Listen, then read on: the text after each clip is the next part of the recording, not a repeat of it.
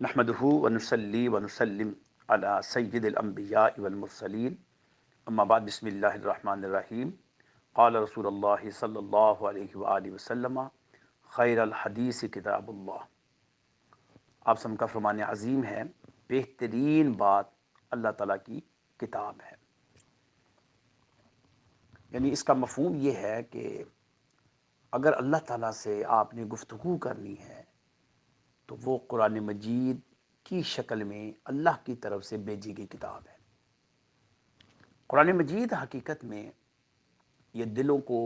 راحت اور سکون پہنچاتی ہے۔ قرآن کی تلاوت کرنے سے سکون قلب میسر آتا ہے، قرآن کریم سمجھنے سے سکون قلب میسر آتا ہے، قرآن پر عمل کرنے سے تسکین قلب ہوتا ہے، اور قرآن کے پیغام کو دوسروں تک پہنچانے کے لیے بھی تسکین قلب اور راحت کا باعث ہوتا ہے۔ کتاب اللہ سے مراد وہ قرآن مجید جو کہ الحمد سے لے کر والناس تک ہے۔ اللہ تعالیٰ کی خوبصورت باتیں ہیں، اس میں سابقہ امتوں کے احوال بھی ہیں، اس میں مستقبل کی باتیں بھی ہیں، اس میں موجودہ دور میں زندگی گزارنے کے اصول، ضوابط اور قواعد بھی ہیں۔ ہم نے کس طرح اپنی زندگی کو گزارنا ہے اس کا طریقہ اس میں واضح کیا گیا ہے، اور ہم نے سابقہ واقعات کی روشنی میں کس طرح اپنے آپ کو سنبھالنا ہے، اپنے راستے کو متعین کرنا ہے، اس کا بھی ذکر کر دیا گیا۔ یعنی سابقہ ادوار میں جن لوگوں نے نافرمانی کی اللہ کی اور اس کے رسول کی، جو اس دور میں پیغمبر آتے رہے، جنہوں نے نافرمانیاں کی ہیں، ان کی سزا کا تصور موجود ہے، اور اللہ تعالیٰ نے کتنی ان کو ڈیل دیے رکھی اس کا بھی کنسپٹ موجود ہے۔ بلکہ ہم تو یوں کہتے ہیں کہ سابقہ امتوں میں کسی ایک کمی کی وجہ سے، مثلا کسی کو ناپ تول میں کمی تھی تو اس ایک عمل کی وجہ سے ان کو سزا ملتی تھی، کسی کے اندر اغلام بازی تھی تو اس ایک فعل کی وجہ سے وہ پوری امت نیست و نابود کرتی گئی، کوئی خیانت کرتی تھی تو اس ایک جملے کی وجہ سے، ایک عمل کی وجہ سے وہ خائن امت تباہ برباد کرتی گئی۔ آج اس امت کے اندر من جملہ تمام وہ خامیاں موجود ہیں، لیکن ہم یہ سمجھتے ہیں کہ اللہ رب العزت نے اس امت کو نیست و نابود نہیں کیا۔ سمجھانے کے لیے قرب و جوار میں واقعات ہوتے رہتے ہیں، آفات بلیات کے واقعات بھی ہوتے رہتے ہیں، زمینی آفات کے بھی واقعات ہوتے رہتے ہیں، جیسے زلزلے ہیں، طوفان ہیں، آندھیاں ہیں، یالہ باری ہے، برف باری ہے، بجلی کا چمکنا ہے، بجلی کے چمکنے سے کئی دفعہ حوادث رونما ہوتے ہیں۔ تو یہ اشارات تو ہیں، لیکن اس امت کو نیست و نابود نہیں کیا گیا، کیونکہ یہ امت آخری امت ہے، اور ہمارے نبی صلی اللہ علیہ وسلم آخری رسول ہیں،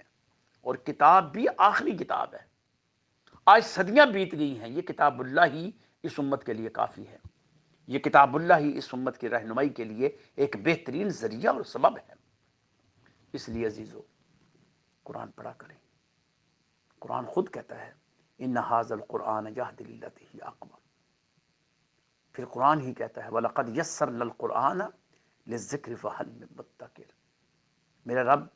فرما رہا ہے کہ ہم نے اس کو آسان کر دیا ہے، بس کوئی ہے جو اس کی تلاوت کرے،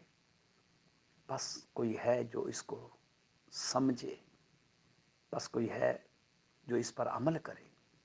بس کوئی ہے جو اسے دوسروں تک پہنچانے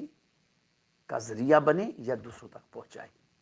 تو مختلف طریقے کار ہیں قرآن مجید کو پھیلانے کے، آپ تلاوت بھی کریں، اور یہ عمل صدقہ جاریہ کے طور پر قرآن کی تقسیم کا، قرآن کے پھیلانے کا، قرآن کی تبلیغ کا، اس عمل کو جاری اور ساری رکھیں۔ آپ کا مال جو ہے وہ قرآن کی تقسیم پر خرچ ہونا چاہیے، تبلیغ پر خرچ ہونا چاہیے، کیونکہ یہ خالصتاً اللہ کا کلام ہے،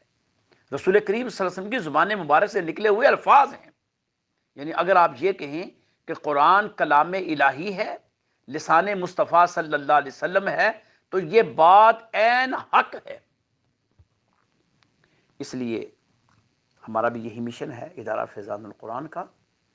اور اسی مشن کے اندر ایک چھوٹا سا جو ہم یہ کاوش کر رہے ہیں حدیث کی شکل میں،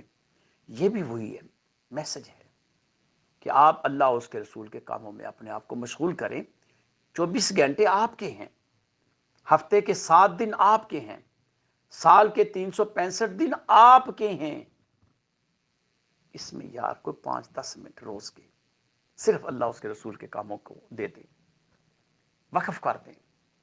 اپنا ٹائم وقف کر دیں، اپنا مال وقف کر دیں، اپنی جان وقف کر دیں، اپنے وقت وقف کر دیں، اور کہیں کہ یہ کام جو ہے،